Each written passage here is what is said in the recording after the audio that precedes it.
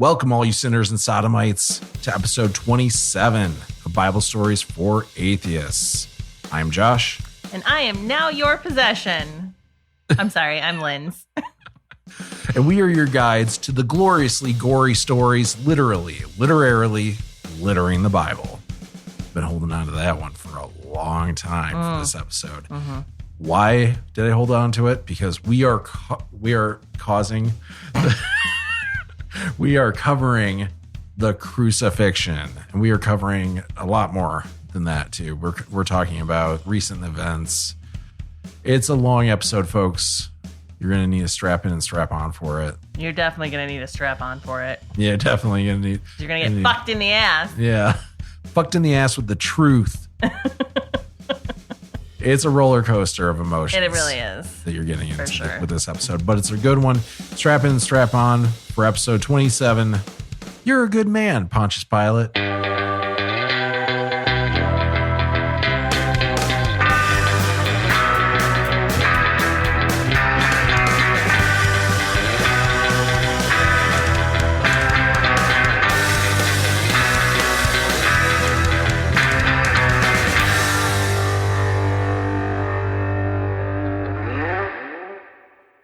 Checking the levels. Oh, that is too loud. Checking the levels. That's too loud. Okay, I'll turn your headphones down. When you get loud, that is too loud. Checking the levels. Still too loud? It's fine. I just hope you don't talk like that the whole time.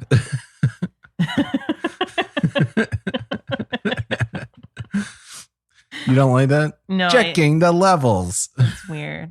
That's going to be the whole podcast. Oh. Welcome to Checking the Levels with Josh and Linz. Not Linz. Not Linz. Linz is leaving. Speaking of which, my levels are too high. So I think we need to address the rotting, dead elephant in the room.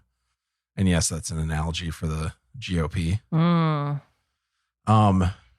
Since the last time we recorded, Roe was overturned. Yes, it was. The day after my birthday. Happy birthday to me and my uterus. Right. Which now has to be forced to hold a child if ever one gets in there somehow. Again. Yeah. Again. Well, yeah, the first one, he's fine. He's safe. Yeah. You haven't ruled out aborting him. No. Daily. Yeah. So it's fucked up. Yeah. It's fucked up. Like, I spent the whole day after my birthday just crying about how horrible it is that after, I don't know, 50 or so years of being able to have those freedoms, and then watching for like the past 10 years, states trying to whittle those away, and then finally being able to, like, legally, is real fucked up. It's real fucked up. And I blame lots of religious people.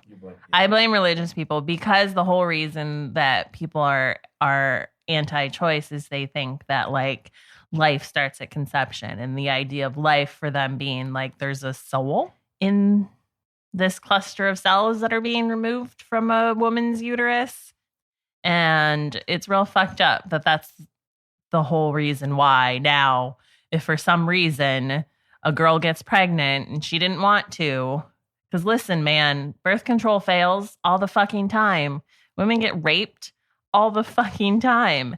It's crazy that now, like, the idea is, oh yeah, you have to have the baby. You can give it up for adoption. It's fine. You don't have to keep it. Yeah. We just want you to give birth to it. Right. You just have to keep it for the next 9 months. Yeah. And you have to pay for it. Like, you have to pay for it. We're not going to give you the health care that you need to take care of it while you're pregnant. Like, it's expensive to have a baby. And, like, in one breath, people who are anti-choice are like, sanctity of life must give birth to the baby. But, like, I don't know how many of these people I've also been like, oh, people on welfare are drained to the system. People on Medicare, people on Medicaid are drained to our country's resources. You want to add more children to that?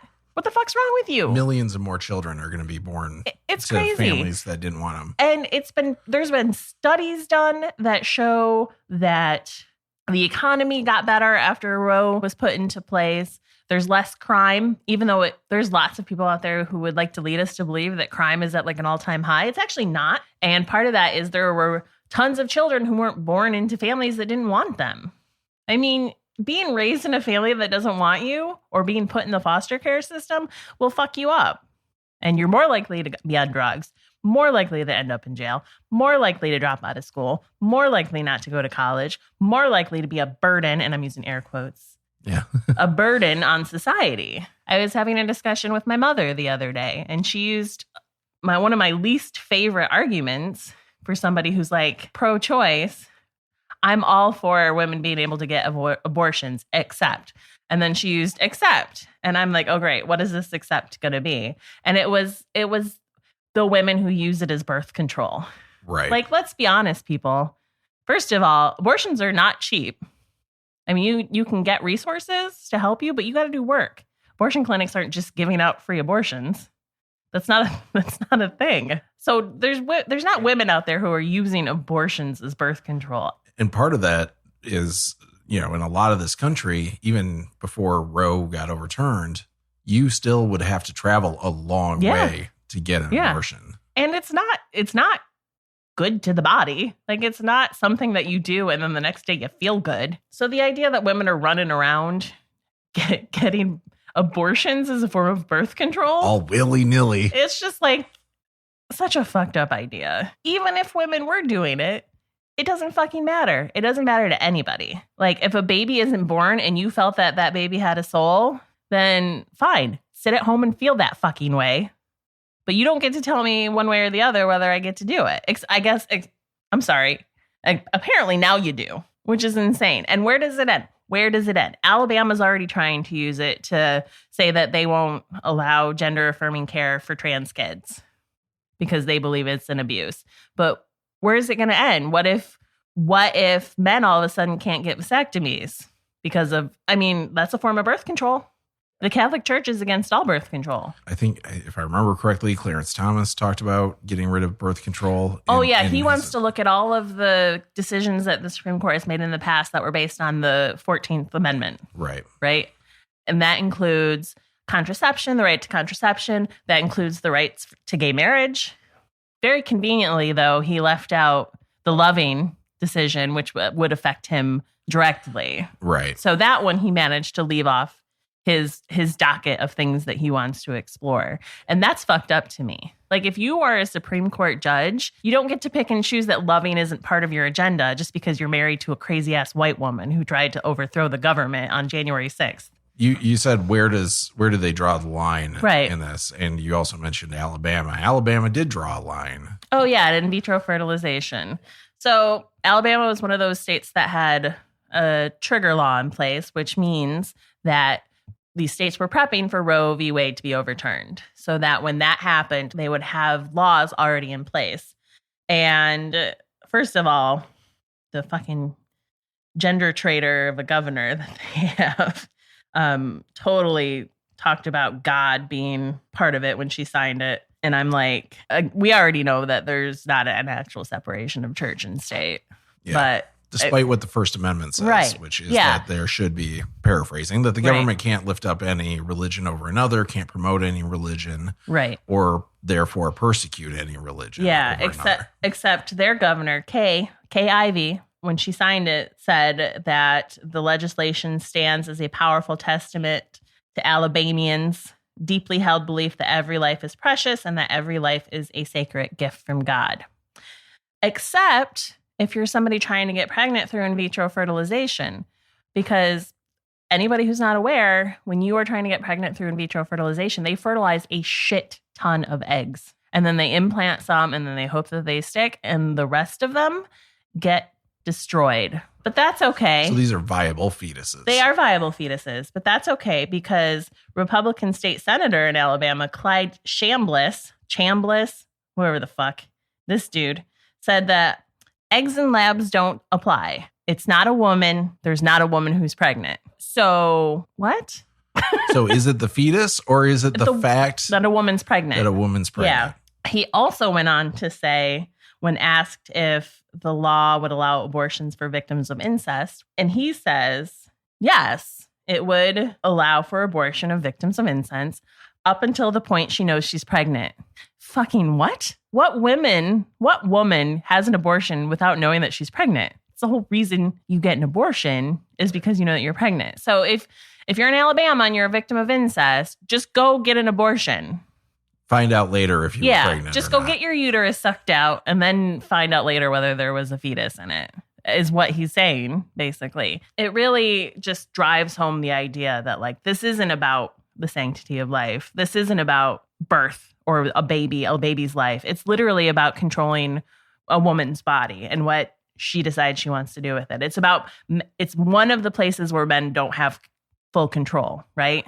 I mean, there are so many arguments out there that are like, well, what if the man wants to have the baby?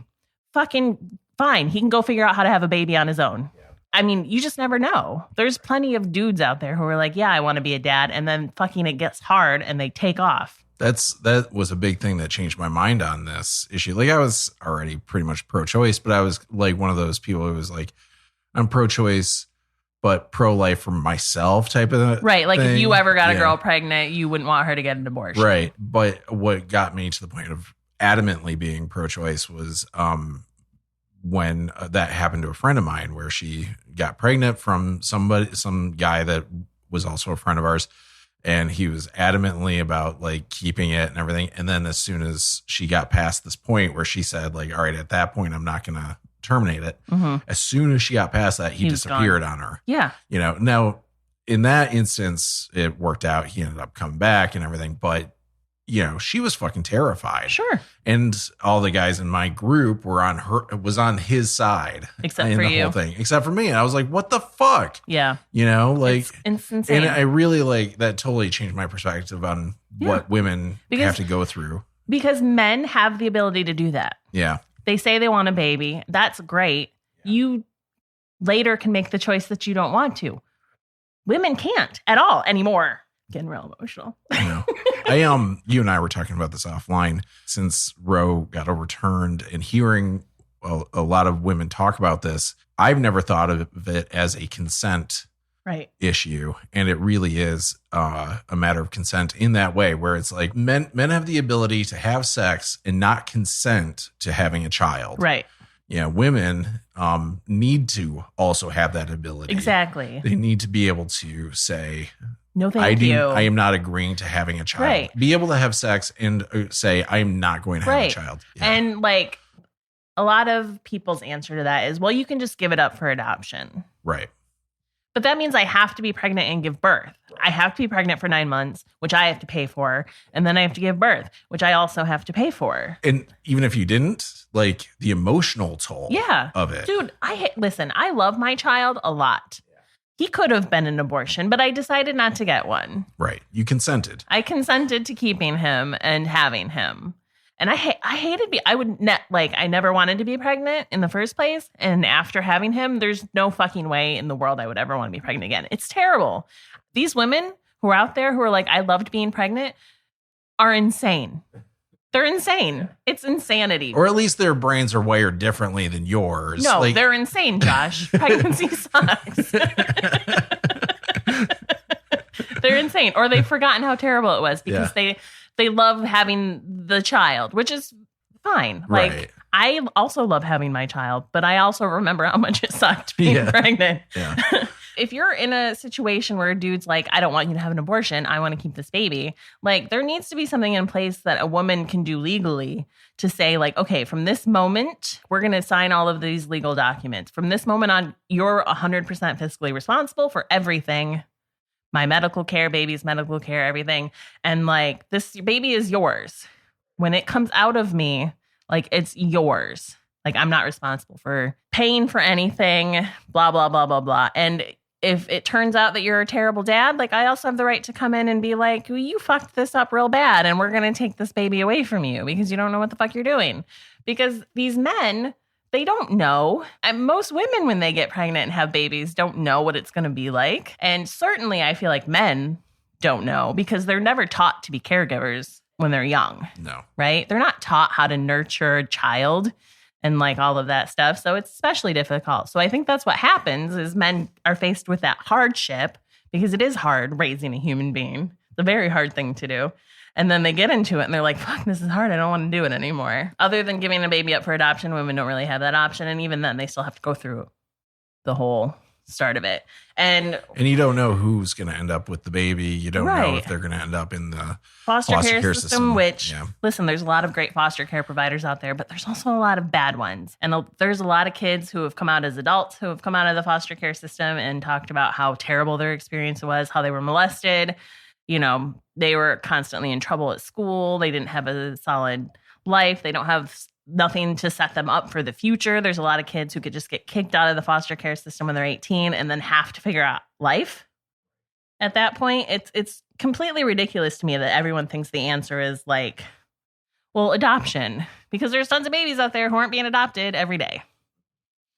One of the things I read, which I thought was pretty powerful after this whole fucked up thing happened, is this woman who works at a nursing home was having discussion with women who were in the nursing home. So these are women who are like in their 70s, 80s, 90s, people who remember the pre-Roe v. Wade time. And here are some of the things that these women said about being pregnant before abortion was legal.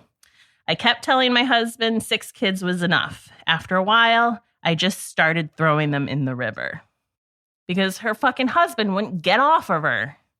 And they were probably Catholic, didn't believe in birth control.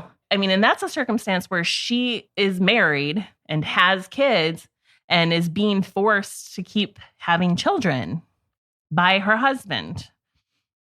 I knew it was my father's, so I just left it in a hole in the outhouse. I mean, the trauma that goes along with that whole sentence. I just shoved dirt in its mouth and left it in the woods.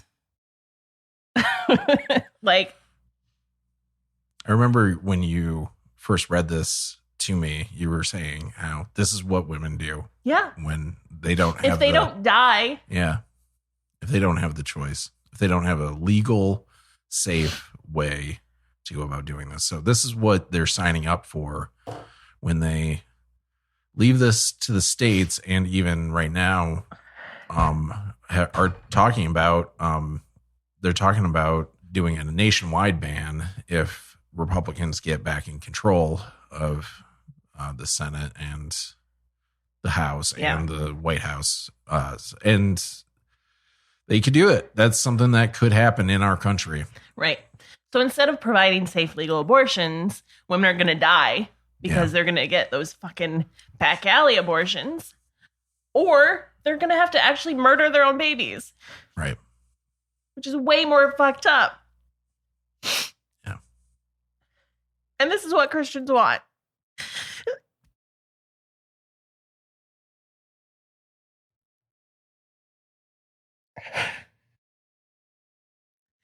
It's so upsetting, obviously.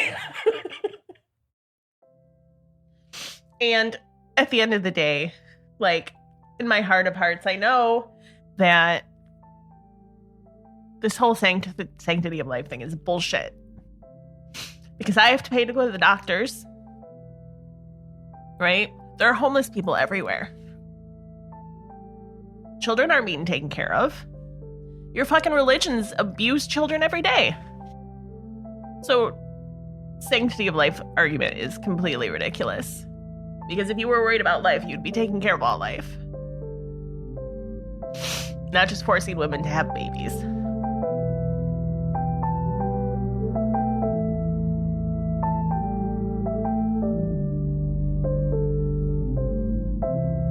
So yeah, I'm pissed about this as somebody who was raised a Christian, and I had one idea of what it meant to be a Christian growing up, and it doesn't seem like that is what it means today. You know, with the Roe decision, there's the decision allowing prayer in school, which is going to be used. It's going to be used to pressure kids of different faiths or no faith to pretend to be a Christian in order to not get oppressed by other people in their school, by other kids. They're also talking about overturning same-sex marriage protections. And I feel like we need to address this. So I'm going to make a call. Are you there, God? It's me. Josh. Thank you for calling. God. Your call is important to us. All operators are currently helping other customers. If you would like a call back instead of holding, please press 1. Press 1 where? There's no number pad. or say 1. 1. I'm... Sorry. We didn't get that. 1. Fantastic. You are number... 526,352,604. in line. Approximate wait time is... 1 hour. Thank you for using... God. Goodbye. Okay, I guess we'll need to just wait to have our grievances addressed. He's a busy guy. Yeah. He's got a lot of fetuses he's got to go put souls in now. Yeah. Yeah, that's a whole other aspect of this is how many babies does God abort? Oh, a lot. A lot more than humans Right. do. Right. How many fucking miscarriages happen without a woman even knowing she was pregnant? Right. That's Yeah. God creating a soul and then killing it. Right. Do those women get to write off that baby on their taxes, though? I don't know. No, they don't. Not yet. The answer to that is no. Yeah. They also don't get time to grieve. They don't get time off work No. to grieve or anything like that. No. So, but, sanctity of life. Right. First off, you asked about why it's called the Passion. Yes. Thank you. Yes. All right. And I did some looking into it. I Okay. thought it was going to be a straightforward, because Jesus was passionate. I like how you thought it was going to be a straightforward answer. Yeah. That was silly on Because- your part. But it turns out, luckily, a little while back, there was a notorious anti-Semite who made a movie about the Passion story. I can't remember what it was called, but some articles were written back then about where the Passion gets its name. Okay. And so this is from slate.com in 2004, which I didn't even realize Slate was around that long ago. There's an article called Why Is It Called the Passion by Sam Schechner, I think is his name. And here's an excerpt from that. The English word has its roots in the Latin passio, which means simply suffering. Its first recorded use is in early Latin translations of the Bible that appeared in the 2nd century AD and that described the death of Jesus. The Latin word was borrowed prolifically in the Old English religious texts, where its meaning remained exclusively theological. But when the Normans invaded Britain, which I think is interesting, I think it's just a bunch of guys named Norman running around invading Britain. Hello, I'm Norman. Hello, That's not hello, who the I'm Norman. That's not who the Normans No, were. that's No. what I'm picturing. It's just a bunch of guys named Norman No. walking into Britain. Oh, fucking Normans are here. Hello. So anyway, when the Normans invaded Britain in the middle of the 11th century, their conquest infused thousands of French words, including passion, which also referred solely to the sufferings of Jesus, into the spoken language. Okay, so it incorporated all these words into the spoken language. And by the 13th century, passion was being used to refer to any strong emotion. Right. The process accelerated greatly as the English vocabulary exploded in the 16th century.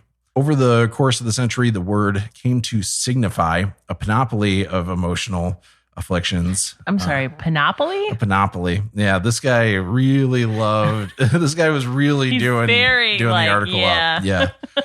This word came to signify a panoply of emotional afflictions such as extreme anger, a literary work marked as deep emotion, and finally a strong sexual attraction or love. This is really interesting to me. The first sexual usage is attributed to William Shakespeare. Oh, Shakespeare. Yeah, who wrote in Titus Andronicus, "My sword shall plead my passions for Lavinia's love." Okay. It wasn't a great leap from Shakespeare to the entirely modern sense of passion, which developed with his and others' help over the next few decades. So what's interesting to me about this is not that how they came to name this whole story of Right. Jesus, the passion. It's how it kind of started off that way and what the meaning of passion is evolved from that. Right. I just don't know why it wasn't changed once passion entered Took on its modernity. I mean, if you're trying to convey what happened and your old-timey word isn't conveying it well anymore, then maybe it's time to update. But listen, we all know how good the Bible is at updating and how good all religions in general are at updating their language to fit modern times. Right. Yeah. So, it's interesting that it, like, legitimately 100% was specifically meant to be the suffering of Jesus. Like, that's its original actual meaning, was very specifically theological. And then those stupid Normans. Yeah, those Normans. They're from Hello. Normans are Italian. I'm Norman. They're Italian. Normans are Italian. I'm a Norman. They're from they're French. Sorry, they're French, maybe French or Italian. I'm Norman. I can't do a French accent. They're Probably shouldn't do a French accent. Well, I mean, I think it's fine to do whatever accent you want to do. Okay. Normans are from the area of Normandy. Oh, okay. That makes more sense.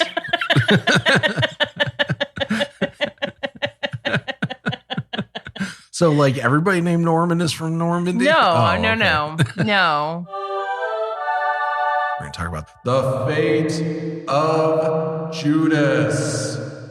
Which is the only way I can think of to Judas gets say that. Okay. Yeah. Let me guess. Okay. Judas gets hung, right? I mean, that's your guess. Do you want me to just outright tell you, or do you want me to tell you the story? I guess tell me the story. Okay. And then he becomes the first vampire. Yeah. Yeah, that's in the Bible. Right. Yeah. Yeah. It's not just in a movie. What was the movie again? Dracula 2000. Dracula 2000, yeah. Matthew 27, 1 through 10, it says, early in the morning, all the chief priests and the elders of the people made their plans on how to have Jesus executed. So they bound him, led him away, and handed him over to Pilate, the governor. When Judas, who had betrayed him, saw that Jesus was condemned, he was seized with remorse and returned the 30 pieces of silver to the chief priests and the elders. I have sinned, he said, for I have betrayed innocent blood. What a queen. What a fucking drama queen. What the fuck did he think was going to happen? I don't know. Like, he's been following Jesus around this whole time. He knows that they threaten to kill him like every other day. Yeah. So he thought turning Jesus over to the people who have threatened to kill him, he was just going to give him a bubble bath or something? Yeah, bubble bath. That's what he was hoping for after that kiss. Yeah. He's just going to spend some time in jail? Like, Right. what the fuck? Yeah. So then they said... Idiot. Listen, we've gone back and forth on, like, the intelligence level of the disciples and how Jesus goes from being, like, allowing them to be stupid and then being mean to them about being stupid all the time. And, like, there are times where I'm like, well, maybe it's just the way they're written. No, absolutely not. And this proves it. Judas is a fucking moron. What an idiot. Yeah. So he's talking to the priests. What is that to us? They replied. That's your responsibility. So Judas threw the money into the temple and left. Then he went away and hanged himself. Oh. The chief priests picked up the coins and said, it's against the law to put this into the treasury since it is blood money. So they decided to use the money to buy the potter's field as a burial place for foreigners. That is why it has been called the field of blood to this day. Then what was spoken by Jeremiah the prophet was fulfilled. Quote, they took the 30 pieces of silver, the price set on him by the people of Israel, and they used them to buy the potter's field as the Lord commanded me, unquote. All right. So now the footnote references 3 verses, none of which actually say the line that was provided there. And those are Zechariah 11, chapter 11, verses 12 and 13, Jeremiah 19, 1 through 13, and Jeremiah 32, 6 through 9, in case you feel like looking those up. But we're getting almost to the end of the Gospels, and there's a lot of prophecies throughout the Gospel, quote unquote prophecies throughout the Gospels. And I want to just call this out. I can't remember which biblical scholar said this, but prophecies back then might not have had the same meaning that they have today. Like today, when you think of a prophecy, you think of something, predicting the future. Right. Right. You're predicting this is something that's going to happen. Back then, it may have meant that a prophecy was just simply lending credibility to new scriptures by referencing old scriptures, right? And who knows? I don't. I don't know. But what I do know is I have yet to see any prophecy in these gospels that actually is a prophecy about Jesus. Right. Like I've looked up. I haven't looked up every single one, but I've looked up the vast majority as we went through the gospels to look at the original scriptures that each of these prophecies were based on, and none of them were talking about God coming in the flesh to forgive everybody their sins. They were talking about messiahs, quote unquote, where it was like, a warrior king was coming to save them from the Babylonians or the Assyrians, or it was like a reference to Moses or something like that. Like it was never actually meant to even be a prophecy in a lot of cases. I don't know if I quite buy that prophecy didn't mean that back then, but either way, none of these prophecies are actually prophecies. It's really easy to write a prophecy when things have already happened. Yeah. Too. And even if that was the case, they're right. If they're just making this story up, then they can make it fit whatever the fuck they want. Yeah. They didn't even do that very well, is my point. Anyway, so that's Matthew's version, but there's another version of what happens to Judas. The book of Wes Craven. So this actually is not in the Gospels. Oh, it is the book of Wes Craven. This is from the book of Acts. Okay. So this is Acts chapter 1, verses 18 and 19. Acts is actually a continuation of the book of Luke. And it's worth pointing out that these two verses that I'm going to read are literally a parenthetical in the story. It says, with the payment he received for his wickedness, Judas bought a field. There he fell headlong. His body burst open, and all of his intestines spilled out. Everyone in Jerusalem heard about this, so they called that field in their language Akeldama, that is, field of blood. With that, we want to give our regular reminder to our listeners that God is perfect. Therefore, the message to the world in the form of the Bible is perfect.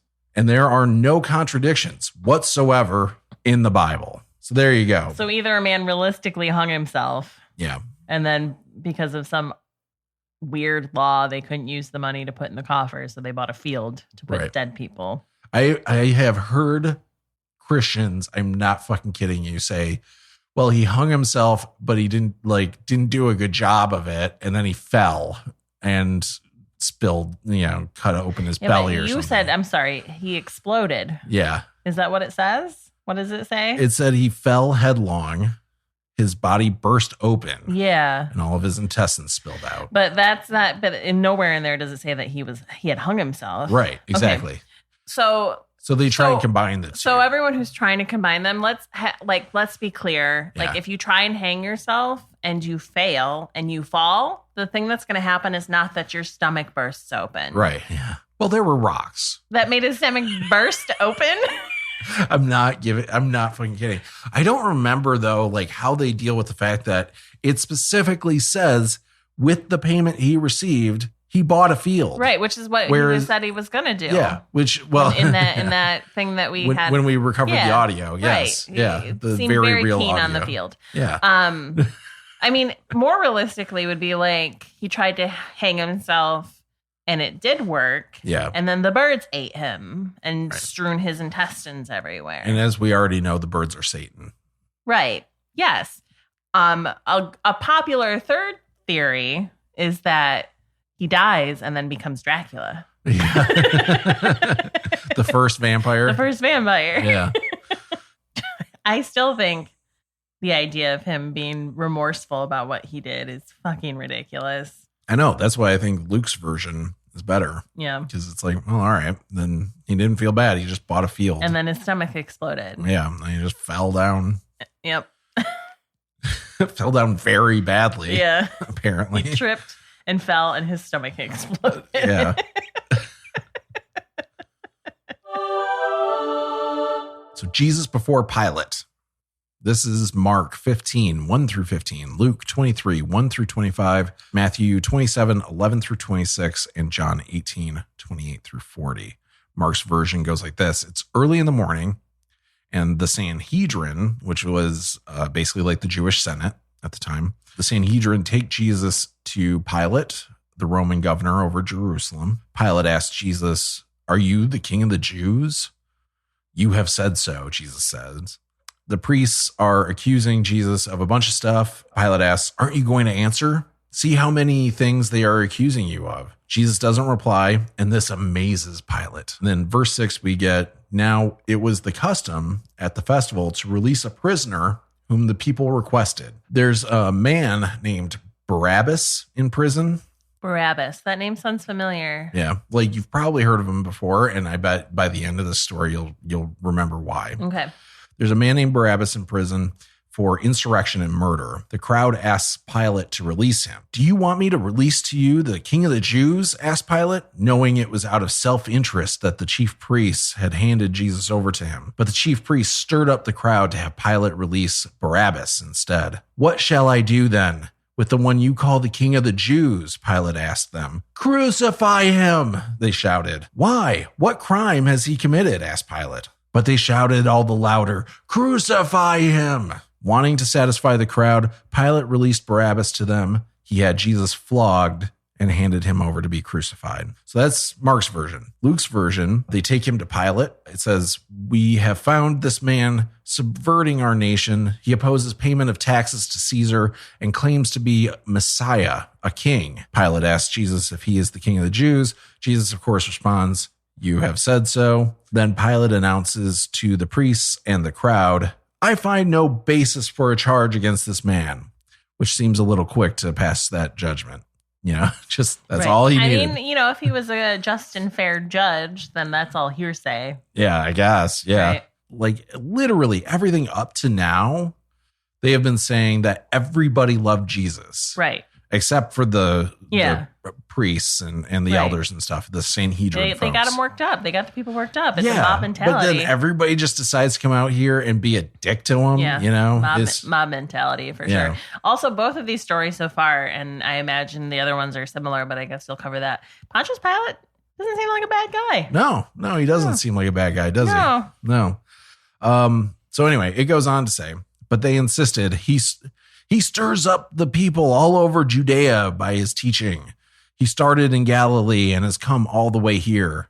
On hearing this, Pilate asked if the man was a Galilean. When he heard that Jesus was under Herod's jurisdiction, he sent him to Herod, who was also in Jerusalem at the time. So a quick recap on Herod. If you remember from the Nativity episode, Herod in Matthew's version of the Nativity tries to go after baby Jesus. Right.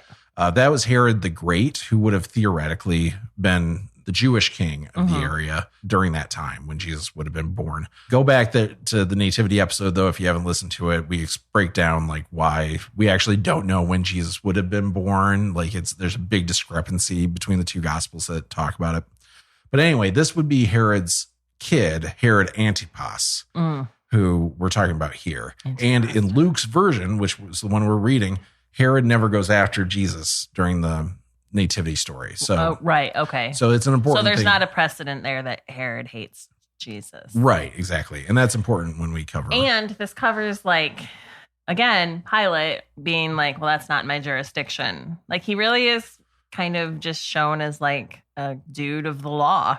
Right. Here, Yeah. where he's like, there's no, He's just doing what he has to do. there's no reason why I can see that you guys want to do this.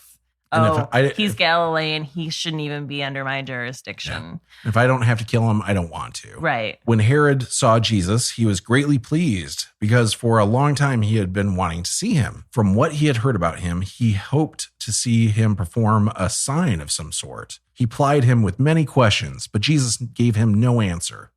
The chief priests and teachers of the law were standing there, vehemently accusing him. Then Herod and his soldiers ridiculed and mocked him. Dressing him in an elegant robe, they sent him back to Pilate.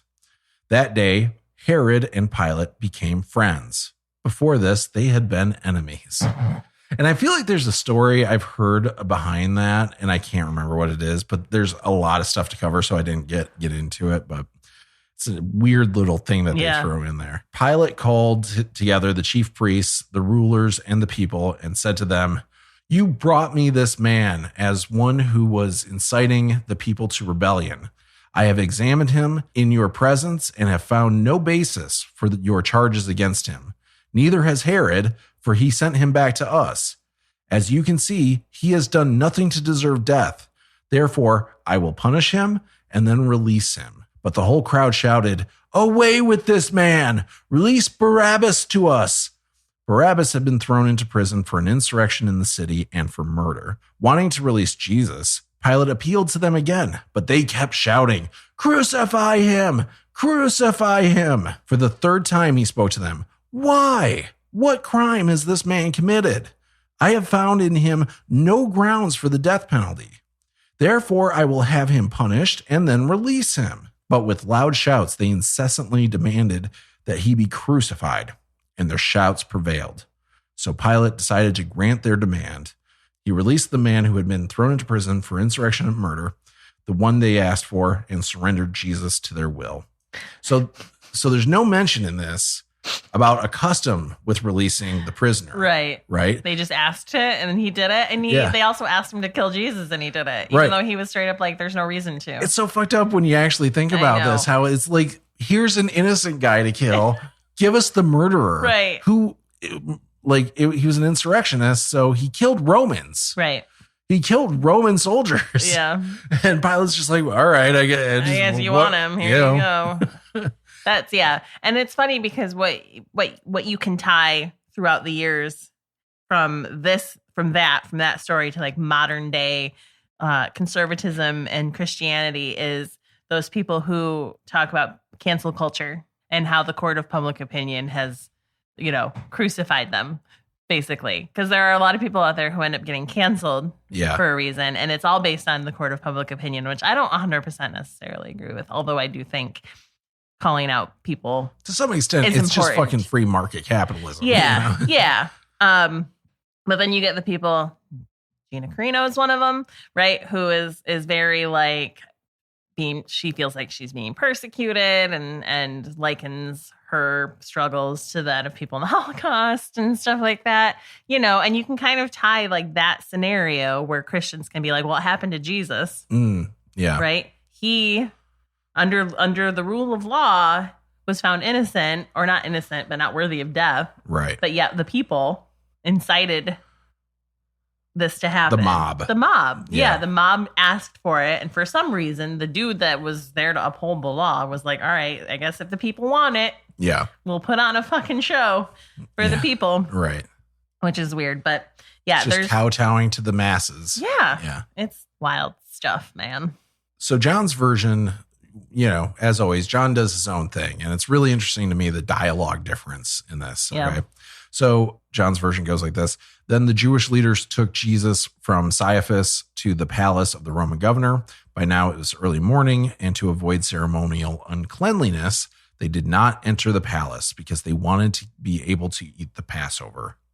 So Pilate came out to them and asked, "What charges are you bringing against this man? If he were not a criminal, we would not have handed him over to you," they said.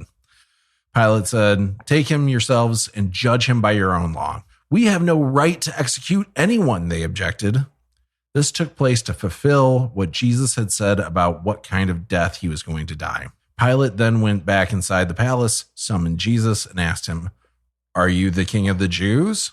"Is that your own idea?" Jesus asked. "Or did others talk to you about me?" This is weird dialogue shift.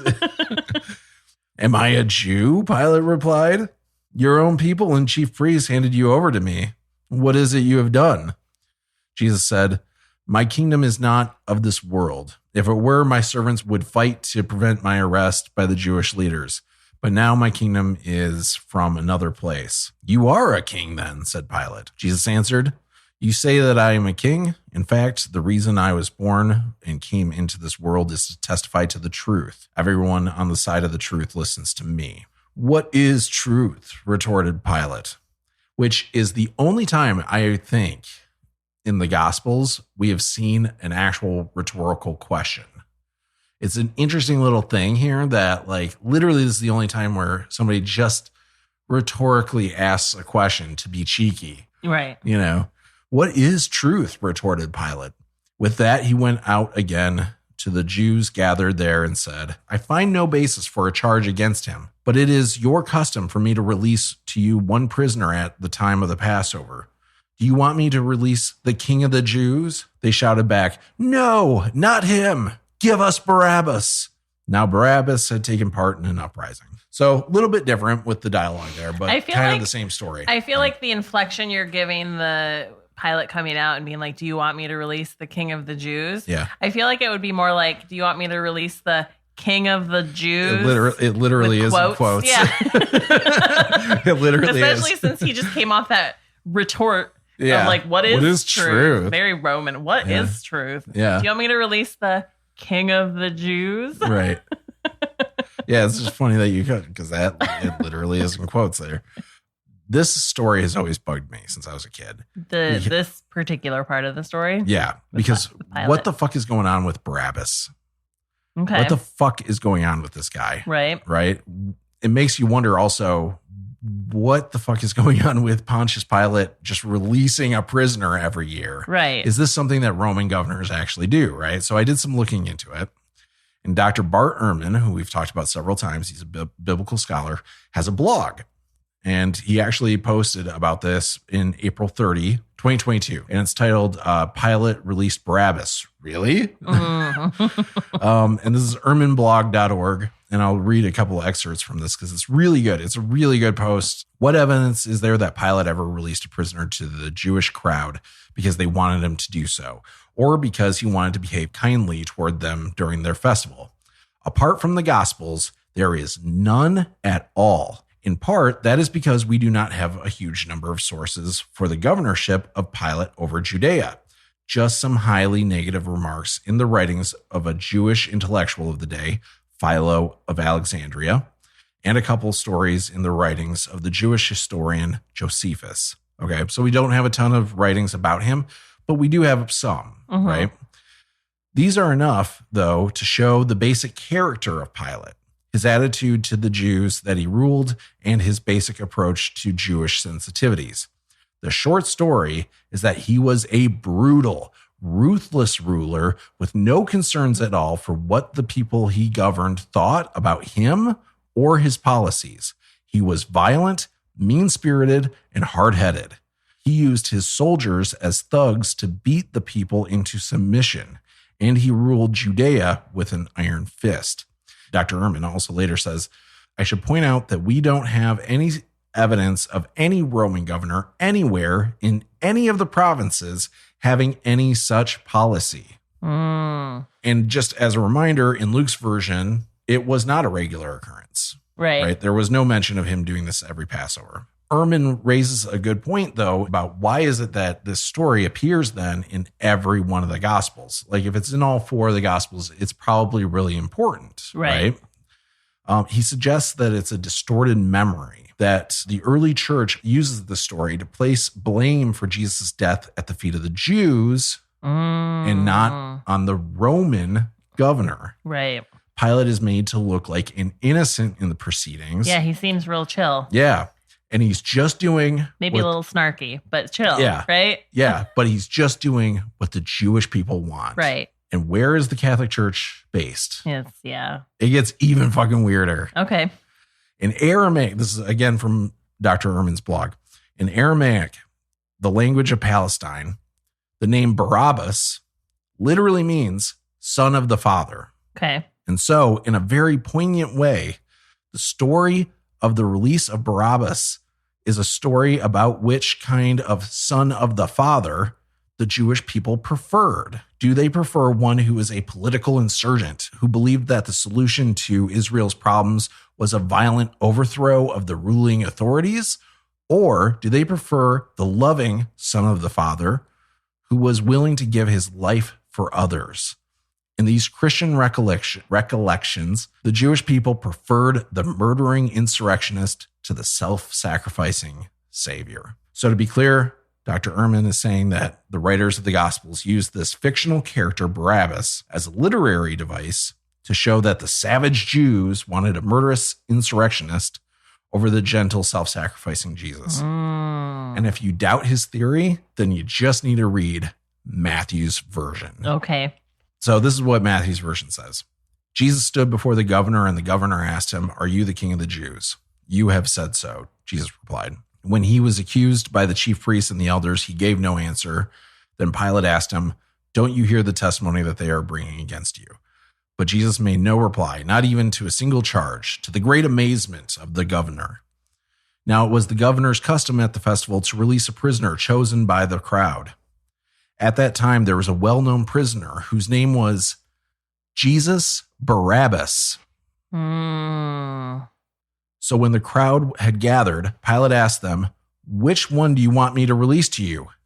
Jesus Barabbas or Jesus who is called the Messiah?" For he knew it was out of self-interest that they had handed over Jesus to him. When Pilate was sitting on the judge's seat, his wife sent him a message.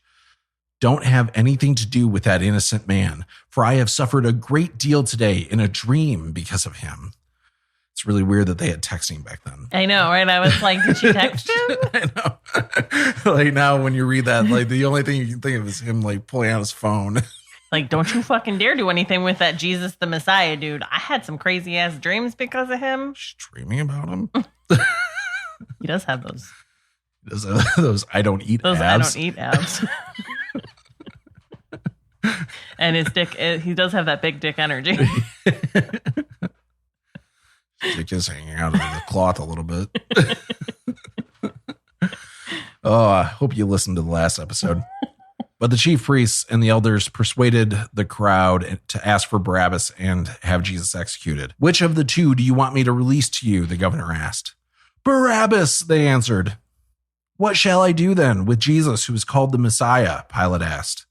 They all answered, "Crucify him." "Why? What crime has he committed?" asked Pilate. But they all shouted the louder, "Crucify him!" When Pilate saw that he was getting nowhere, but instead an uproar was starting, he took water and washed his hands in front of the crowd. "I am innocent of this man's blood," he said. "It is your responsibility."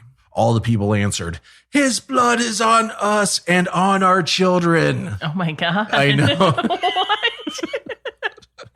All the people. All the people people shouted that all together. Then he released Barabbas to them, but he had Jesus flogged and handed him over to be crucified.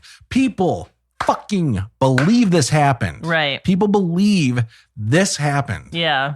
And the whole thing I mentioned about Barabbas meaning the son of the Father, that's not news to these people. They know this. I found, Christian videos about this story where they talk about that. Right. Now, they don't talk about the Roman side of it. They don't talk about why is it that Pilate was painted to be such a saint in all this. Right. Or at least neutral. Yeah. In all this. But they talk about the fact that this is meant to signify that Jewish people wanted to have the murderous insurrectionist instead of, the true Messiah. Right. Right. So this is where all that fucking anti-Semitism, well, it's not the only place, but this is where a lot of anti-Semitism comes from. Right. In Christian circles. And these are the people who are setting our fucking laws. Yeah. So that's the fucking crazy story of Barabbas. It's very crazy. The whole idea, and listen, we all know how easy it is to incite a riot. As we've seen. So it's not outside the realm of possibility that when you get if you get a couple angry people going, or if you have somebody feeding people's anger, you can't, but I mean, come on. Right. Turns out Barabbas was also secretly raising money from these people and using it for his own purposes. Yeah, it's completely ridiculous. The whole idea of it is, and the most unbelievable thing in all of those stories is the kind of how well Pontius Pilate is portrayed. Yeah. Because historically, as you said, like the amount of people that were killed while the Romans were kind of in control of that area wasn't a high number. So it wasn't like warfare numbers. Right. But like they weren't nice. No. No. they mean, there's nor welcomed. Right. Yeah. There's no way Pontius Pilate was just like, yeah, man, whatever you guys want to do, let's do it. Right. Yeah. There's just no way. Yeah, sure. I'll release this guy that killed a bunch of Romans to you. Yeah. No. Free and clear. Why is that guy still alive? Yeah. There's just no way that he would have even still been alive. Yeah. Yeah. Like if he had killed a bunch of Romans trying to start an insurrection, they would have killed him. Right. They would have crucified him already because that's what you do to display that you shouldn't do that stuff is you kill people publicly. Yeah. So next story. Okay. Is what I just called the beating. The beating? The beating.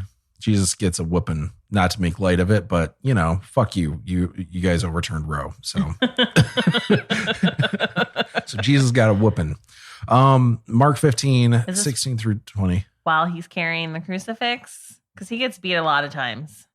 They portray him getting beat more than he actually does in the Gospels. Okay. But yeah, we're going to kind of go through all of that. All the stations of the Passion. Right. Or the stations of the cross. I can't remember. I don't remember, but it was also always like in the Catholic church I went to growing up, like the windows always portrayed like that. So like literally you would see like in different, like one window was Jesus carrying the cross and being whipped. Right. Right. And stuff like that. And it went on and on and on and on. Yeah. It is the stations of the cross, I think. It's the cross. But right. I think so. So yeah, we're covering all that stuff. So this is Mark 15, 16 through 20, Matthew 27, chapter 27, verses 27 through 31, and John 19, 1 through 16. Mark and Matthew's versions from here for pretty much the rest of the episode are very similar. So we're just going to cover them together and just note the differences. So soldiers take Jesus from Pilate and they put a purple robe on him, or scarlet robe in Matthew's version. And they twist together a crown of thorns and put it on his head. Yep. They put a staff in his hands and they mocked him by kneeling in front of him and saying, "Hail, King of the Jews." Then they spit on him and beat him over the head with the staff. Finally, they took off the robe and put his clothes back on him for some reason. We'll actually find a reason. They actually do give a reason later, but it's just a weird, and then they put his clothes back on him, you know. Well, they were insecure about the size of his penis. Probably. That's it. Yeah. He had that Liam Neeson dick. Yeah. John's version of this, of course, this is a more cinematic one. Then Pilate took Jesus and had him flogged. The soldiers twisted together a crown of thorns and put it on his head. They clothed him in a purple robe and went up to him again and again, saying, "Hail, King of the Jews!" And they slapped him in the face. Once more, Pilate came out and said to the Jews gathered there, "Look, I am bringing him out to you to let you know that I find no basis for a charge against him." When Jesus came out wearing the crown of thorns and the purple robe, Pilate said to them, "Here is the man." As soon as the chief priests and the officials saw him, they shouted, "Crucify! Crucify!" But Pilate answered, "You take him and crucify him. As for me, I find no basis for a charge against him." The Jewish leaders insisted, "We have a law, and according to that law, he must die because he proclaimed to be the Son of God. So then, yeah, you take him and crucify him. Right. What's the problem?" Right. But they don't address that, of right. course. Because he doesn't need to hold up their law, Pontius Right. Pilate. But also, if the Roman soldiers were the ones that put the crown of thorns on his head and slapped him in the face. Yeah. So that part of the story doesn't align with Pontius Pilate being like, I don't think that this dude has anything worth killing him for. Right. But then also he let his soldiers put a crown of thorns on him and slap him. He's letting them beat him. Right. And everything, but he's trying not to actually kill him. All right. The face you just made is really fucking hilarious. It's the face when my brain shuts down and I'm It's like you had a stupidity orgasm. It's like the best way I can think of to describe that. It's like, all right. At some point, you just gotta give up. Yeah. And he says he claimed to be the Son of God. When Pilate heard this, he was even more afraid, and he went back to inside his palace. "Where do you come from?" he asked Jesus. But Jesus gave him no answer. "Do you refuse to speak to me?" Pilate said. "Do you realize that I have the power to free you or to crucify you?" Jesus answered, "You would have no power over me if it were not given to you from above. Therefore, the one who handed me over to you is guilty of a greater sin," which bugs the shit out of me, because wouldn't that be true of the person who handed him over also? Mm-hmm. Right? Like, if he gets a pass because he wouldn't have power except from God, Right. you know, wouldn't that be true of the person who also handed him over to him? If you believe that God is the one that orchestrates every single Yeah. thing, but we know that that's not true. God gave us free will.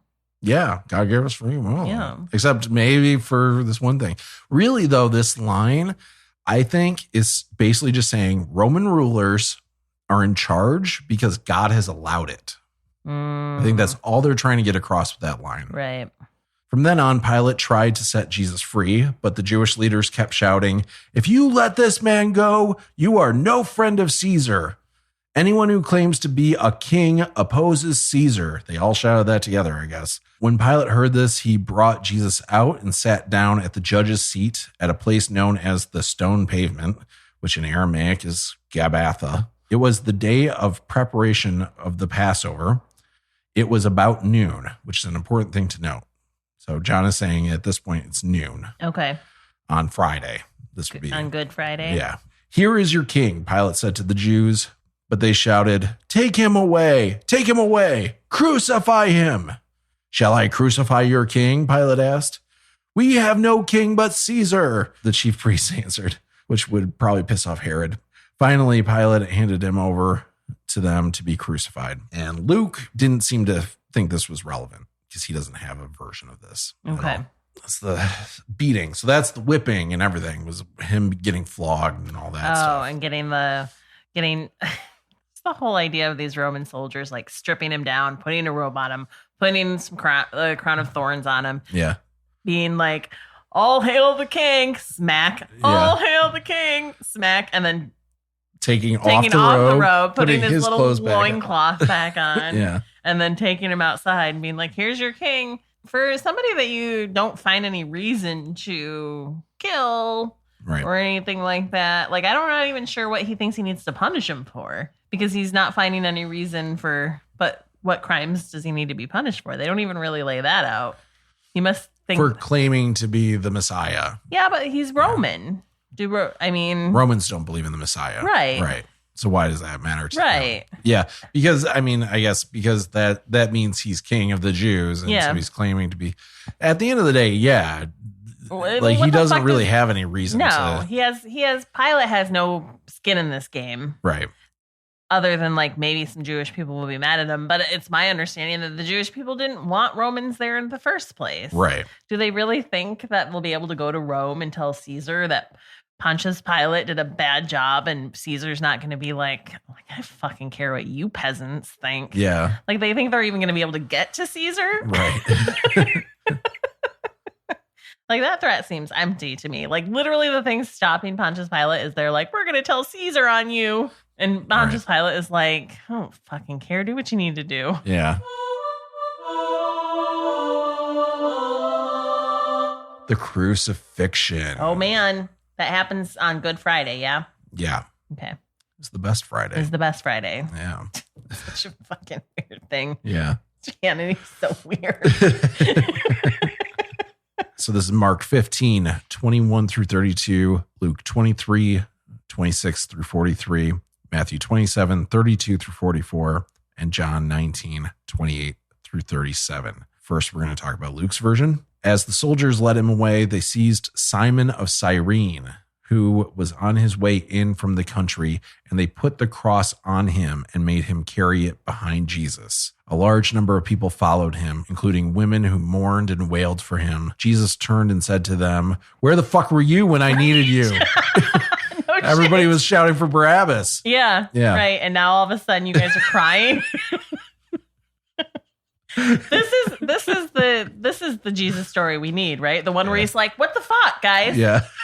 Like a moment ago, you were all like, crucify him. And now you're like, oh, they're going to crucify him. Yeah. What the fuck did you think was going to happen? Just like Judas. Jesus. I don't know that I want to die for your sins anymore. Yeah. You guys are idiots. But that's not what he said. He turned to them and said to them, daughters of Jerusalem, do not weep for me. Weep for yourselves and for your children. For the time will come when you will say, blessed are the childless women, the wombs that never bore, and the breasts that never nursed. Then they will say to the mountains, fall on us, and to the hills, cover us. For if people do these things when the tree is green, what will happen when it is dry? And that's all like references to, other verses in the Old Testament and shit. 2 other men, both criminals, were also led out with him to be executed. When they came to the place called the Skull, they crucified him there, along with the criminals, one on his right and the other on his left. Jesus said, Father, forgive them, for they do not know what they are doing. Or as we more commonly hear it, forgive them, they know not what they do. Right. And they divided up his clothes by casting lots. So the Roman soldiers took his clothes and they divided them up, which I can't imagine these are in good condition at this point. Yeah. After all the beatings he's gone through. Yeah. It's going to be blood covered and all that He stuff. cried. He sweated blood. Yeah. Not too much long before that. Just a few hours before. Yeah. The people. That's where the Shroud of Turin comes from. That was the burial. The burial one. Cloth that they put over him. Okay. Is the idea behind It's like that. just the towel he wiped his blood sweat off with. Yeah, which has been thoroughly debunked. Yes, But of course. the people stood watching as the rulers even sneered at him. They said, he saved others. Let him save himself if he is God's Messiah, the chosen one. The soldiers also came up and mocked him. They offered him wine vinegar and said, if you are the king of the Jews, save yourself. There was a written notice above him which read, this is the king of the Jews. One of the criminals who hung there hurled insults at him. Aren't you the Messiah? Save yourself and us. But the other criminal rebuked him. Don't you fear God, he said, since you are under the same sentence? We are punished justly, for we are getting what our deeds deserve. But this man has done nothing wrong. Then he said, Jesus, remember me when you come into your kingdom. Jesus answered him, truly I tell you, today you will be with me in paradise. Which is interesting because that means you don't get resurrected or, right. They haven't talked about resurrection though, have they? No, there's just that one story we talked about a few episodes ago where we got into the idea of resurrection, the great resurrection, and where the idea of heaven and going straight to heaven comes from. So that's Luke's version of the crucifixion, right? Okay. Mark, and only Mark, tells us that Simon of Cyrene is the father of Alexander and Rufus. What the fuck does that mean? Well, according to Wikipedia, they have a whole article for Simon of Cyrene. Cyrene is a city located in northern Africa on the eastern side of Libya, or it was. It was a Greek city in the province of Cyrenaica. It had a Jewish community where 100,000 Judean Jews had been forced to settle during the reign of Ptolemy Sultan. It was around 300 BC. Okay. And was an early center of Christianity, which is an important part. When Mark identifies Simon as the father of Alexander and Rufus, tradition states that they became missionaries, Alexander and Rufus. The inclusion of their names may suggest that they were of some standing in the early Christian community at Rome. It also has been suggested that the Rufus mentioned by Paul in Romans is the son of Simon of Cyrene.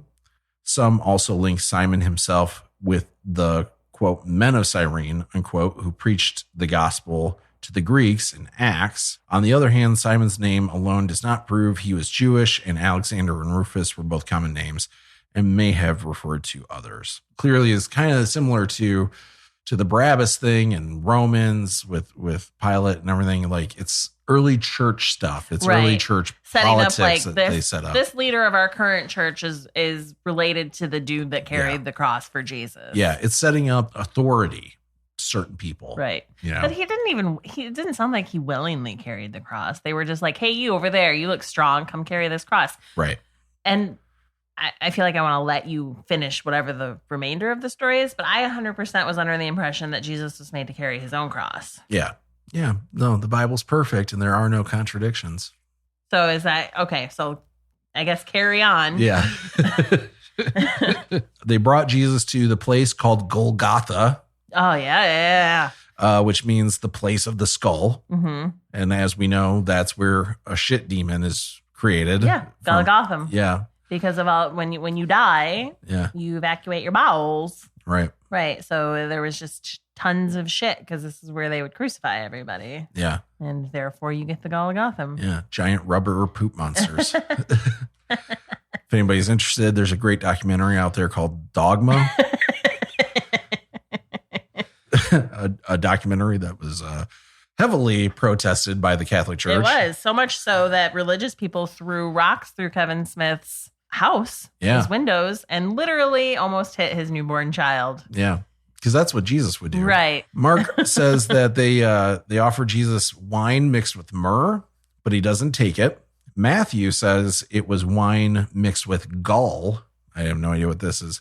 But after tasting it, he refused to drink it. So little differences there. I've heard that the reason for this is because he didn't want his senses dulled, but they don't call that out. And also I feel like in other versions, he does drink the wine. Different, like the tiny little differences in it. Like they all have this element of him being given wine vinegar, but they all kind of do their own thing with it. It's just really fascinating. Well, and who would say yes to wine vinegar? Who would say yes to it? Yeah. If you were really thirsty, I guess. I don't know. No. Wine vinegar. Would you just drink vinegar if you were thirsty? I don't know. No. Yeah. The answer to that is no, you would not. It's disgusting. You would throw up. Yeah. I don't understand why that's what they give him, but it's spoiled wine. It's an insult. You know, if you know that he once turned water into wine, why not give him the spoiled version of that? Maybe he can turn it into did. Water.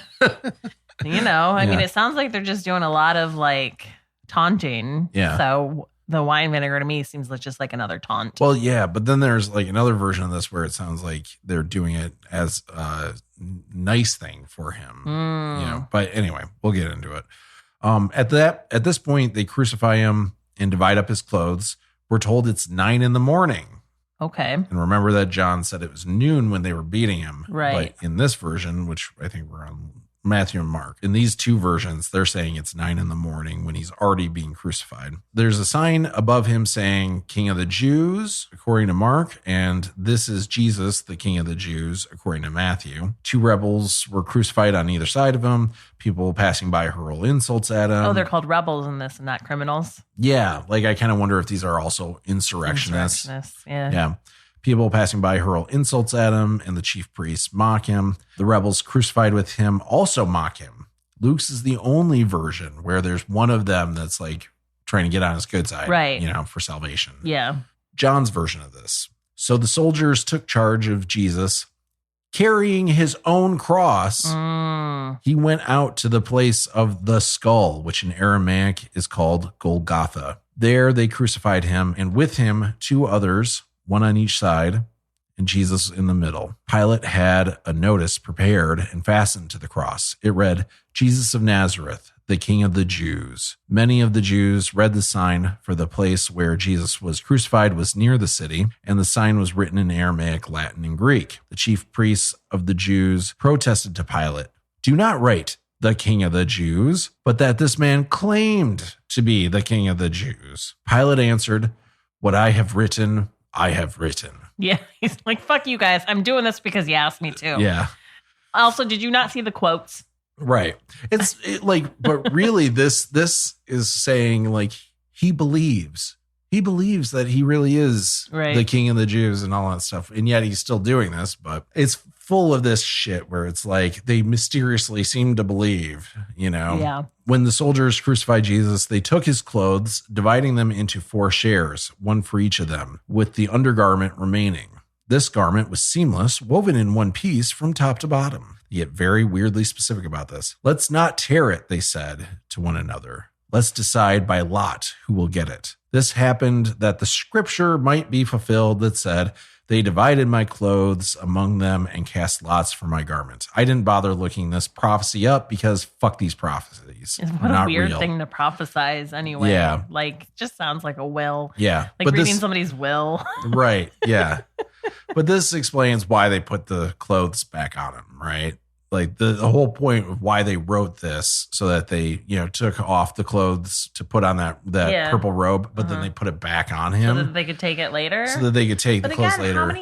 How much clothes is he wearing? I don't know. They apparently enough to like equally divide it among 4 people. Well, and they said they left the undergarment.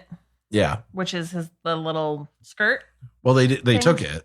Yeah. Oh, so he's naked. Yes, he is naked on the cross. Well, crucifix have lied to me my entire life. Yeah. Because I've never seen a dick in church. Right. And if he was naked on the cross. Well, you're lucky. It's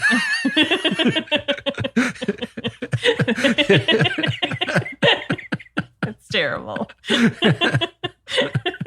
But why isn't he naked on the cross? Because it's more important to not show penises than to be accurate with that depiction.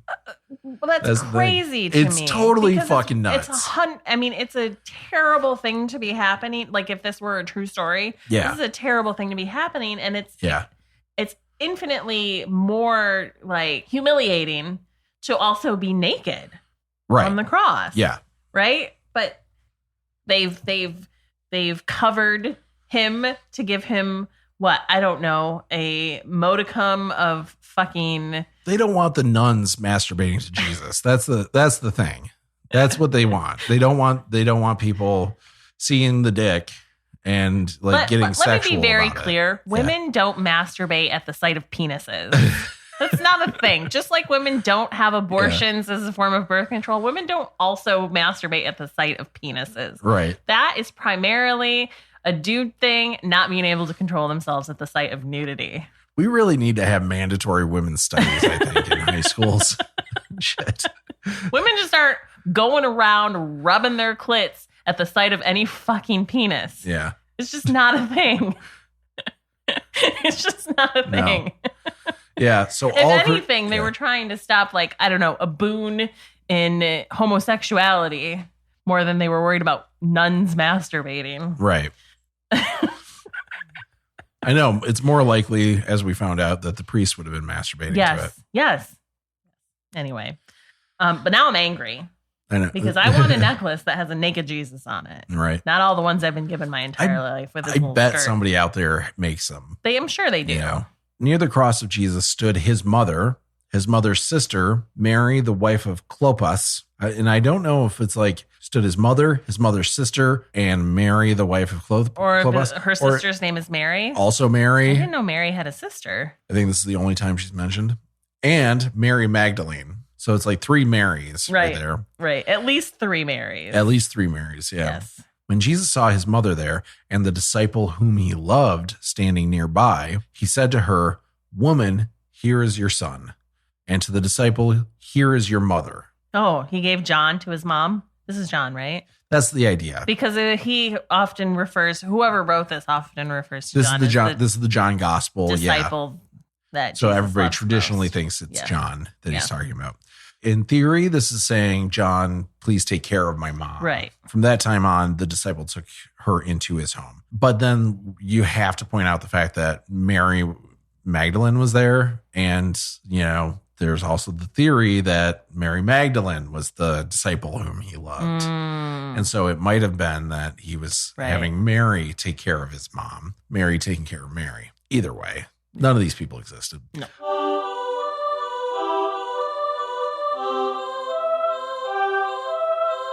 The death of Jesus. Okay. So this is Mark 15, 33 through 41, Luke 23, 44 through 49, Matthew 27, 45 through 56, and John 19, 28 through 37. Mark and Matthew's versions, from noon until 3 p.m., there's darkness over all the land. And at 3 p.m., Jesus cries out in translated text, my God, why have you forsaken me?" People standing around think he's calling Elijah. Someone fills a sponge with wine vinegar, puts it on a staff, and offers it to Jesus. It doesn't say whether he drinks or not, but then they say, no, leave him alone. Let's see if Elijah comes to take him down. Jesus gives a loud cry and dies.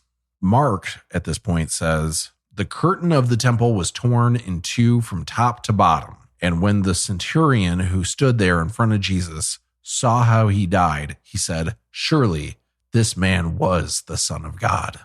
So the Roman soldier just sees him die, and it's like, surely this man is the Son of God. It seems, well, maybe the inference is that Jesus called out to his dad and said, why have you forsaken me? Like, why is it taking so long?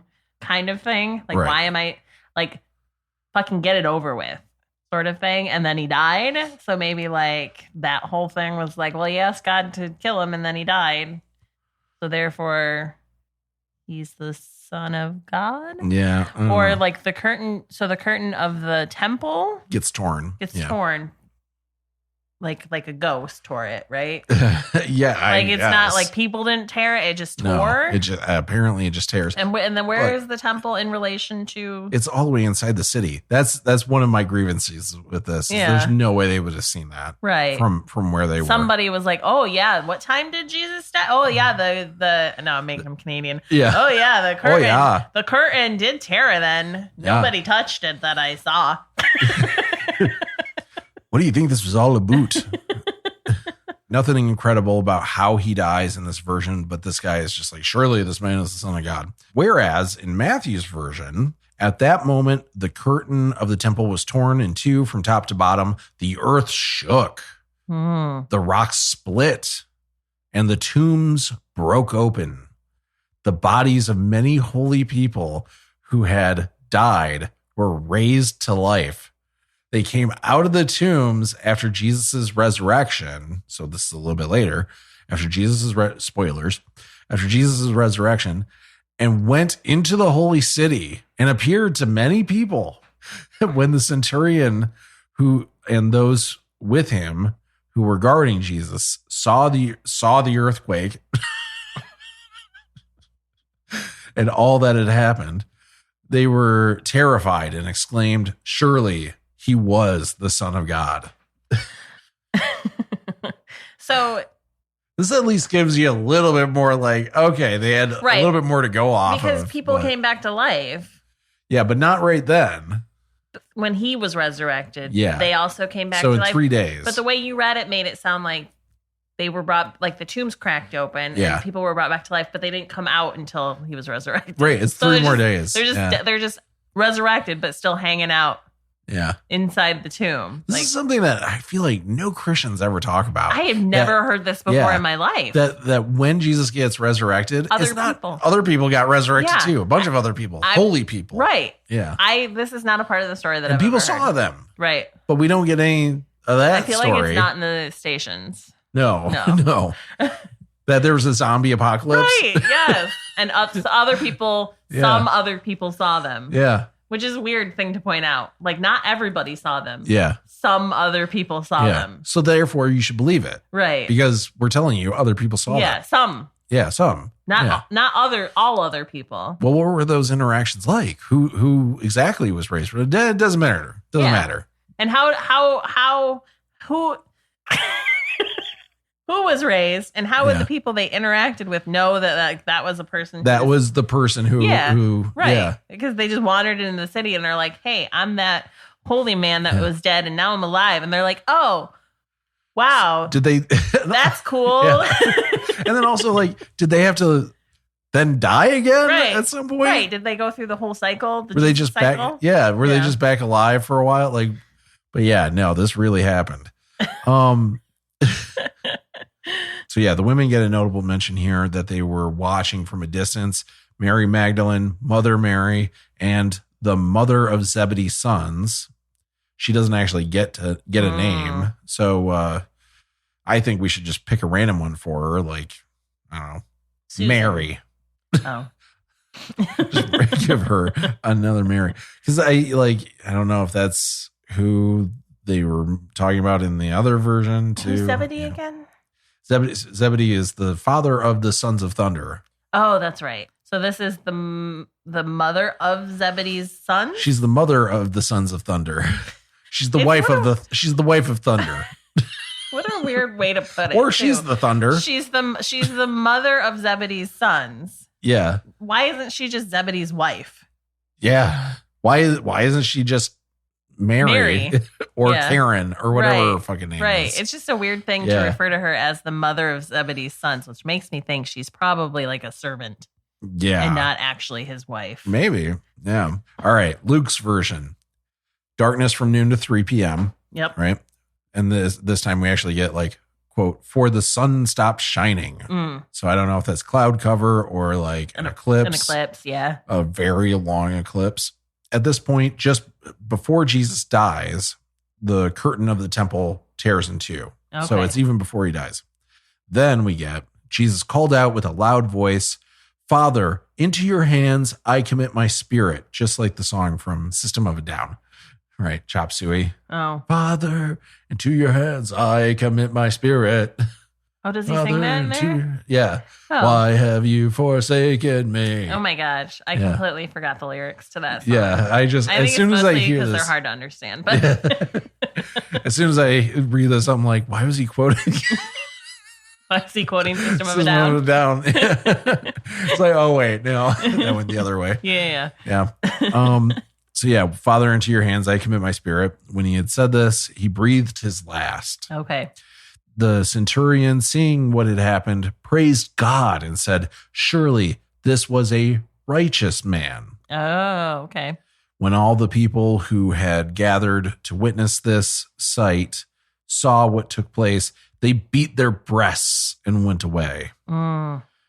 But all those who knew him, including the women who had followed him from Galilee, stood at a distance watching these things.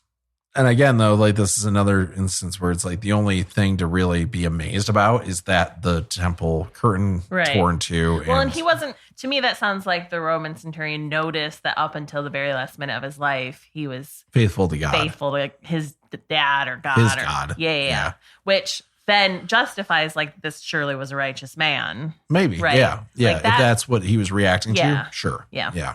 John's version goes like this. Later, knowing that everything had now been finished, and so the scripture would be fulfilled, Jesus said, I am thirsty. A jar of wine vinegar was there, so they soaked a sponge in it, put the sponge on a stalk of hyssop plant, and lifted it to Jesus's lips. When he received the drink, Jesus said, it is finished. With that, he bowed his head and gave up his spirit. Now it was the day of preparation, and the next day was to be a special Sabbath. Because the Jewish leaders did not want the bodies left on the crosses during the Sabbath, they asked Pilate to have the legs broken and the bodies taken down. The soldiers therefore came and broke the legs of the first man who had been crucified with Jesus, and then those of the other. But when they came to Jesus, they found he was already dead. They did not break his legs. Oh, I see. They were going to break the legs of the people who were still alive. Yes. I see. I was like, why would they break dead people's legs? Yeah, so they die faster. But he was already dead. Which is like, well, then why don't you just fucking like, knock a nail into their head or something? Right. Just kill them, but whatever. Torture. Let's do this. Torture. Yeah, let's do this the horrific way. Instead, one of the soldiers pierced Jesus' side with a spear, bringing the spear of destiny. The spear of destiny. See, all of this, like the holy relics and shit, it's all from John for the most part. Wow. Like John really knew how to like create these little relics. He knew how to make things, so he knew how to write a story so that things could be merchandised. Yes.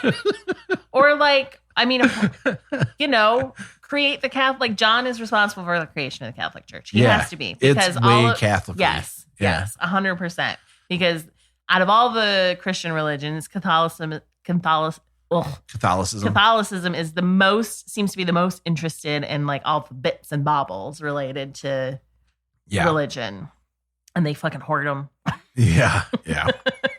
If there was a spear of destiny, it's in the basement of the Vatican, those sort of things. Right. So they don't break his legs. Instead, the soldier pierces the side with a spear, bringing a sudden flow of blood and water. The man who saw it has given testimony, and his testimony is true. He knows that he tells the truth, and he testifies so that you may also believe. That was put into the Bible? Yes. Oops. All right. Therefore, there's no questioning it. Right. That's so There's funny no that questioning this. the need was felt to put that in there. Yeah. These things happen so that the scripture would be fulfilled. Not one of his bones will be broken. And as another scripture says, they will look on the one they have pierced. Mm. So that's the death of Jesus. So there's still More gospel. More Yeah, gospel. we've got one. We likely only have one episode because we have left. to get to the resurrection. Right. I thought Mary washed his feet when he was on the crucifix. No, Oh, not that I recall at all. I feel like I really remember that being a thing that I learned where she's the one who gave him the water. Mary Magdalene. And also washed his feet. Does she wash his? I know we talked about his feet getting washed With the oil. with the oil, but with her nards. Yeah. Yeah. But after he's taken down and they prepare his body Yeah. to be put in the tomb, does she help prepare his body? To be honest, I have not read ahead too much right. on this so far. I don't know. It's crazy. I might have created a false narrative in my head because I don't care. I don't, that's not something that normally happens with this stuff. A false narrative? Yeah, people don't conflate these stories at all normally. And to be fair, the brief time that I spent in any church, I wasn't really fucking paying attention. No, but you're not it's not far-fetched for you to think that stuff because I feel like I remember hearing that Mary is the one who gave him the wine vinegar and everything and the sponge, but that's not what's called out, so that's stuff people just throw in there. Gotcha. And I'm sure so much of that comes from trying to make movies out of this stuff. Right. And you can't there's no specifics to a lot of this stuff. Right. So people will, for cinematic reasons, make decisions like that. Oh yeah, it was Mary Magdalene who gave him the wine vinegar. And then that becomes the story we all tell ourselves because we like that detail, right. Yeah, I don't know. And maybe it was because there is a book of Mary.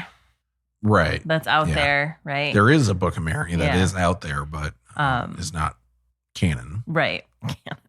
Whilst women have been kind of in history, pushed down and not given any power, somewhere along the way, somebody realized if you want something to catch on and stick, you have to get the women on board. Yeah. Whether they have power or not, they at least have to buy in, because if you can't get the women to buy in, they're not going to teach their children. And you can't build that hierarchy of belief. You have to get women on board. Right. And one way to do that is to create something around a woman and give a woman more power than she was actually given. Give them given. some representation. Yeah. And so Catholicism does that with saints and with Mary, right? You pray to Mary on your rosary, right? When you go to confession, they tell you how many Hail Marys to do.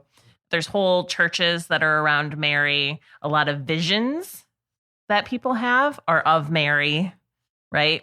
There's the women in Mexico that all had the mass sort of vision of Mary on the hill, those sort of things. My impression of the Catholic Church has always been that they worship Mary more than they even do Jesus. Yes, for sure. I mean, the idolatry of her is definitely greater. Yeah. I feel because whenever you see Jesus in the Catholic Church, 100%, it's during his death. The crucifix is a huge symbol in a lot of Christianity, but Catholicism really leans into it. The little necklace that you wear is Jesus on a crucifix in the front of churches and your fucking stained glass windows. It's not like Jesus rolling around with the disciples or turning water into wine or anything like that. It's literally just him marching to his death most of the time. And Mary's always put in this very angelic light. I mean, except for there's even one of the books where she straight up is we got to stage an intervention with this dude. Yeah, in the one, I think it was in Mark. It was definitely in a gospel, one of the gospels that didn't have a nativity story, right?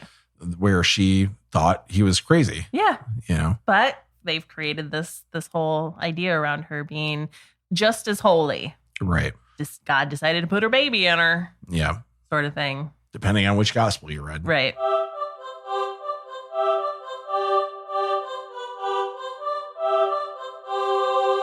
Next time on BSFA. Is this truly the end for our masquerading Messiah?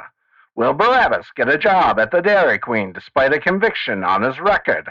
Will the rooster crow a third time? All these questions will be answered and more in the next episode of Bible Stories for Atheists. Anyway, yeah. Well, that was fun. Yeah. I'm so glad that everyone got to hear that, but also I got to see your face the whole time. Yeah.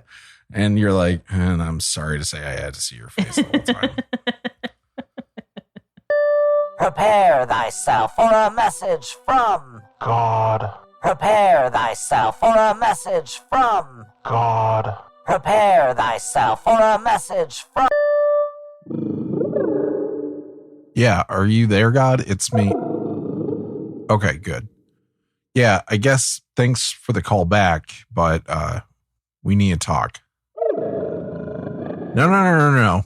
Satan told us you can talk clearly. No more of this woo-woo bullshit. Me damn it. That asshole's always ruining my fun. What do you want? What do I want? I want to know what the fuck you're doing right now. I want to know what the fuck you're doing about the nut jobs acting like they speak for you. That's what the fuck I want. Hey, don't blame me for people's shitty behavior. If you don't like it, you do something about it. They say that you are fine with abandoning people who are desperate. They say you want children who terminate a pregnancy to be imprisoned for life or even get the death penalty. Is that who you are? Because that is not who I was raised to believe you were. As the great modern American poet Marshall Mathers says, I am whatever you say I am. What is that supposed to mean?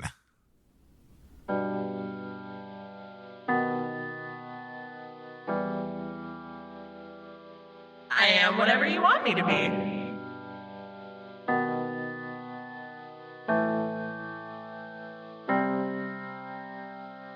Some say I would imprison children who terminate a pregnancy, that I would condemn to death those who would love people with the same sex organs, that I will gladly destroy those who do not follow me correctly and end this wretched world that I perfectly created. I am whatever you want me to be. Some say I love every one of you, that I would never condemn a single one of you simply for trying to find happiness in this life. That I work in mysterious ways, and it can be difficult to see my plan. I am whatever you want me to be. You say I don't exist. I am whatever you want me to be. I am that I am.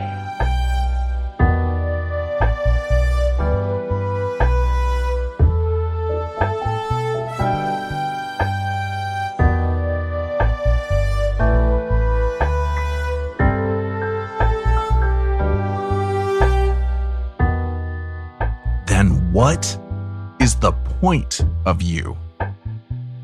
When your ways become so mysterious, so imperceptible, there is no difference between if you exist or if you don't. So, if you exist, it's time to get off of your lazy fucking ass and rain some wrath down on the blasphemers taking your name in vain. They take beliefs from an ancient culture, wipe their ass with it, and force our faces into the mess. And they have the shriveled old testes to say anyone who disagrees is disrespecting their religion. You are whatever they say you are. They have made you angry, calloused, and greedy. They have turned your face from the meek, the poor, and the oppressed. They have made you in their image. And what I want is to know what the fuck you're going to do about it.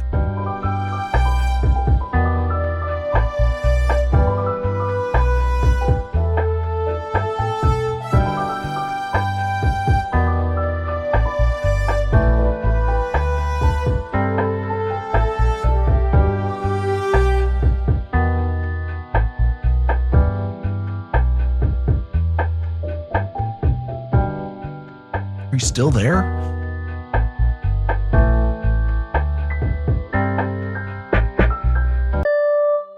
Thank you for calling. God. Oh, God damn it.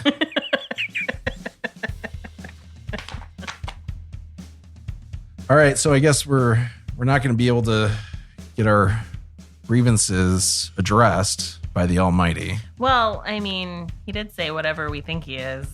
She? He? It? They. God is non-binary. Much to the chagrin of most of his followers, Right. God would not actually have a gender. No. I don't true. think. Do they think that God has a penis? Well, he did get Mary pregnant. He did. Yeah. So therefore, yes. Did he use the penis? I mean, if that's the case, then she's not a virgin. it's true. You know? Yeah. Is that what the Holy Spirit is? Oh. Is the Holy Spirit God's penis? Oh. That's going to piss off some Christians. I don't care, though, because you overturned fucking Roe v. Wade. Right. So, yeah. I'm a little pissed about it. Like, I'm a little... You're a little pissed about it. I know. And You're a little pissed about it. I know.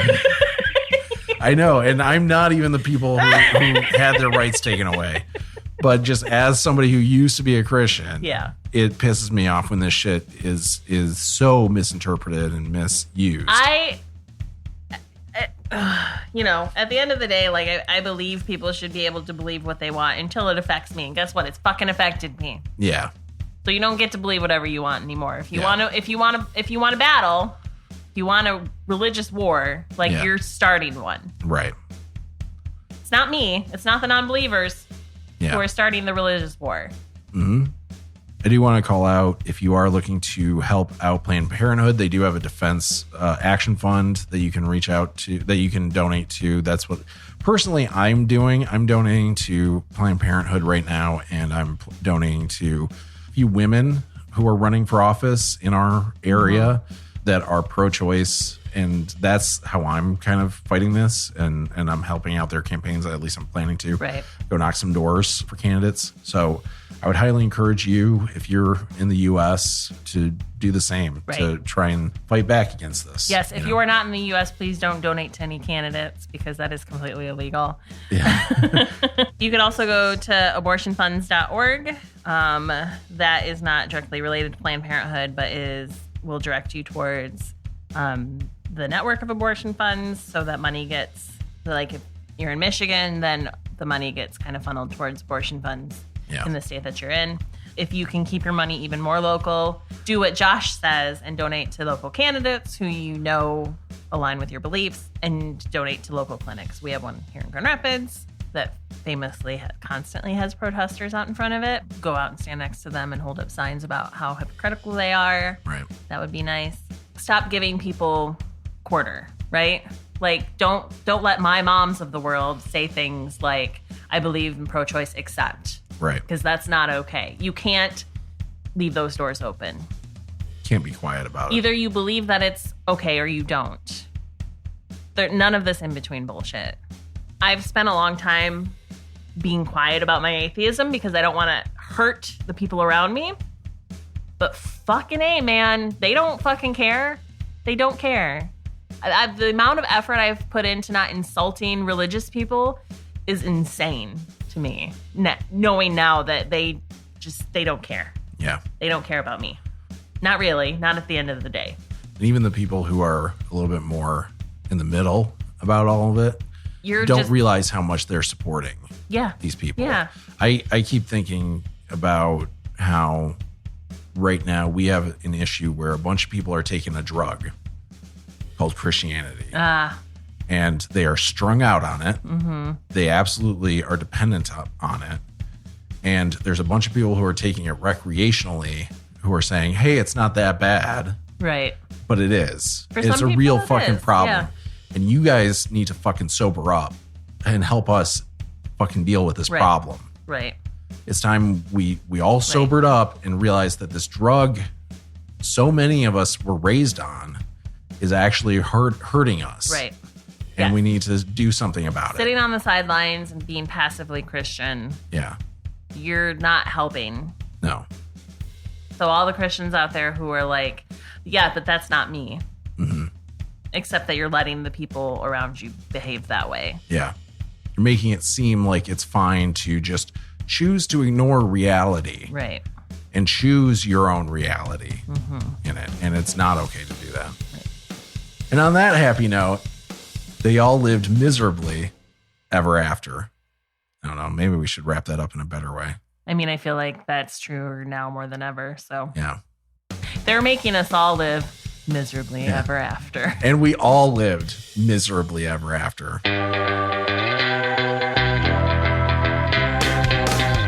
Thank you so much for checking out our podcast. Help us share the good news by sending this to a friend or leaving a review to help others find us. Follow the show on Twitter @BibleAtheists, and we'll talk to you next time.